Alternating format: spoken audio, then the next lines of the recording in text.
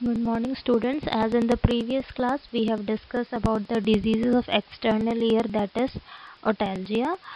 So now today we will discuss about the new topic, that is foreign bodies in ear. So let's have a glance on the introduction part. A foreign body in the ear is a condition where something is present in the ear that not normally there.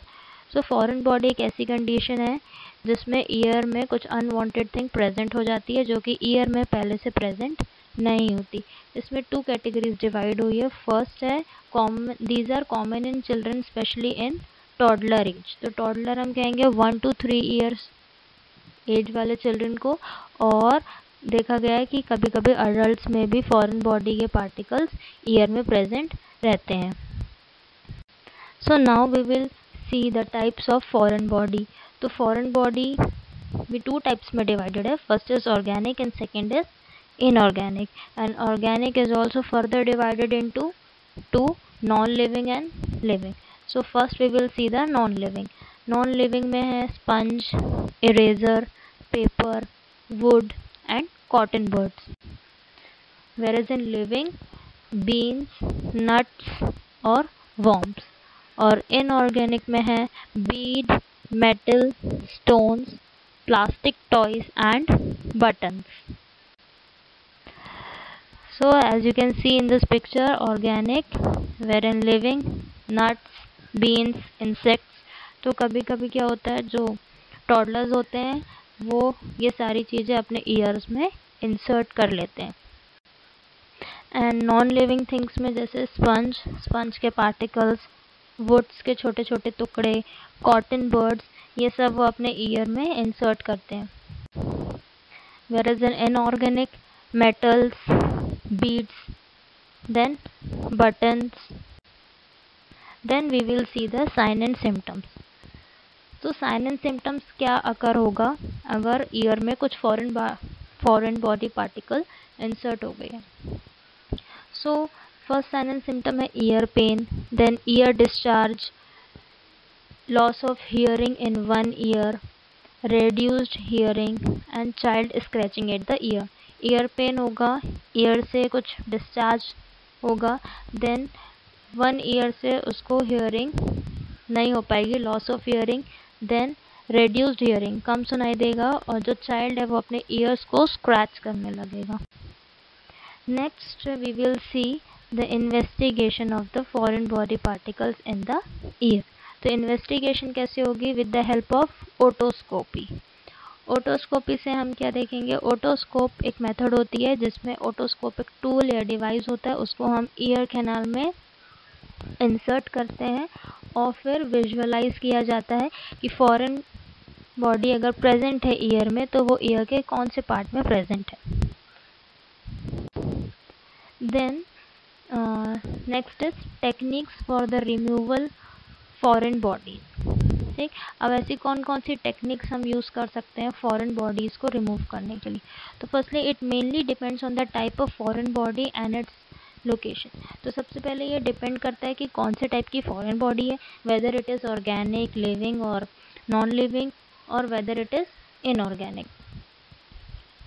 और उसके location पे भी depend करता है कि वो ear canal में है कि tympanic membrane तक पहुंच चुका है वो foreign body.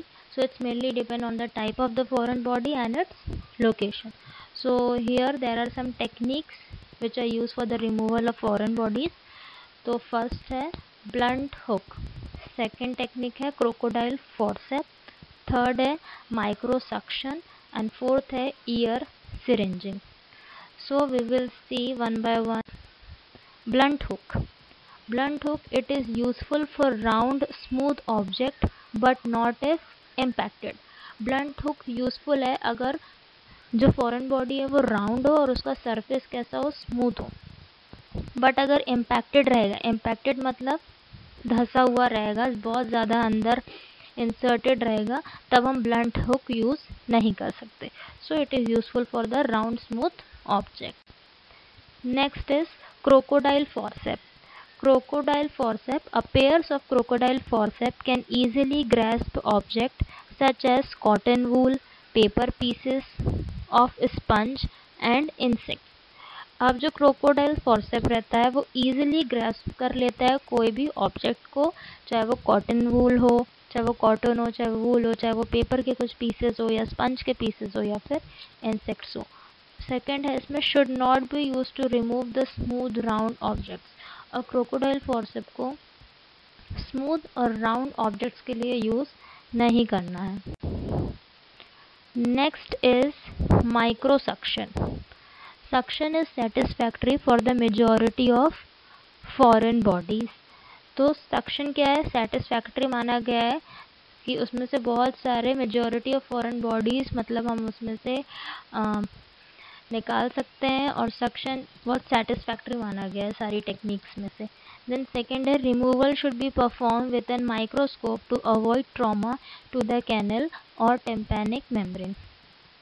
अगर हम माइक्रो सक्शनिंग कर रहे हैं और फॉरेन बॉडीज़ का रिमूवल कर रहे हैं तो हमको उसके साथ माइक्रोस्कोप का यूज़ करना है ताकि कोई ट्रॉमा ना हो, ठीक, कोई भी ट्रॉमा प्रेजेंट ना हो या कोई भी ट्रॉमा ना हो माइक्रो सक्शन के थ्रू कैनाल में या फिर टिम्पैनिक मेम्ब्रेन में. Next we will see the ear syringing. Ear syringing is ideal for most foreign bodies except if vegetable materials and organic types. So ear syringing is the ideal for most foreign bodies. जो ear syringing है वो बहुत सारी चीज़ों के लिए ideal माना गया, मतलब ठीक माना गया है foreign bodies को remove करने के लिए, but except vegetables material और जो organic type के जो अपन ने फॉरेन बॉडीज़ पढ़ा था तो उसमें ईयर सिरिंजिंग हम यूज़ नहीं कर सकते.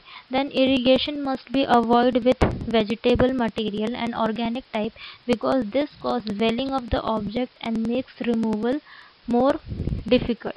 जो ईयर इरिगेशन किया जाता है तो इस टाइम हमें ईयर इरिगेशन को अवॉइड करना है अगर वेजिटेबल मटेरियल या organic type foreign body ear में इंसर्टेड है, क्योंकि ये जो ऑब्जेक्ट है वो और अंदर इंसर्ट हो जाएगा और रिमूव करने में डिफ़िकल्टी आएगी. Next we will see the treatment. अब हम ट्रीटमेंट क्या क्या दे सकते हैं, तो मेडिकेशंस में हम IV ऑगमेंटिन दे सकते हैं. डोज है उसका 225 mg और टाइमिंग है थ्राइस अ डे. देन हम पैरासीटामोल सिरप दे सकते हैं और उसका डोज है 225 mg. Next is complications. अब फॉरेन बॉडी अगर ईयर में प्रेजेंट है तो कौन कौन से कॉम्प्लिकेशंस एक पर्सन सफ़र कर सकता है. तो फर्स्ट है acute complications of ear foreign body removal include abrasions, bleeding and infection. तो अक्यूट कॉम्प्लिकेशन दिया है ईयर फॉरेन बॉडी में, जैसे कि अगर ईयर फॉरेन बॉडी ईयर में प्रेजेंट है उसको रिमूव कर रहे हैं तो अब्रेशंस मतलब छिल जाना या फिर ब्लीडिंग हो जाना या फिर कुछ इन्फेक्शन हो सकता है, तो ये कॉम्प्लिकेशन है. देन है perforation of the tympanic membrane. Tympanic membrane में परफोरेशन हो जाना मतलब कुछ होल हो जाना. अगर हम कुछ टेक्निक्स कर रहे हैं, कुछ माइक्रो सेक्शन कर रहे हैं या कुछ प्रोसीजर कर रहे हैं और उसकी वजह से टिम्पैनिक मेम्ब्रेन में परफोरेशन हो जाना, तो ये भी एक कॉम्प्लिकेशन है. Next is otitis externa. Otitis externa means inflammation of the external ear या outer ear, and otitis media is the inflammation of the middle ear. Then tetanus may occur from sharp infected foreign bodies. अगर foreign bodies sharp है, infected है, तो उससे भी tetanus हो सकता है. Clear with the topic? Now the next disease we will discuss in the next lecture. Thank you.